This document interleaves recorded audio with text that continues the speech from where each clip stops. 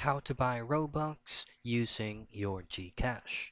The first things first is you have to access your Roblox account or your Roblox game from your phone or your mobile browser. Now, all you have to do is just head directly to roblox.com/home and make sure that you already logged into your account. Now, to purchase a Robux, you should be able to see options here like charts, marketplace, create, and Robux. So just go directly to Robux and you will be redirected to have a certain percentage or features if you purchase Robux. So say for example, you will be purchasing like maybe this one here.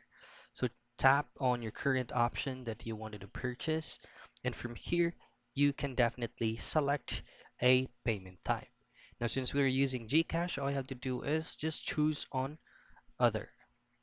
Then here you will be choosing or you will be selecting the Gcash option in it.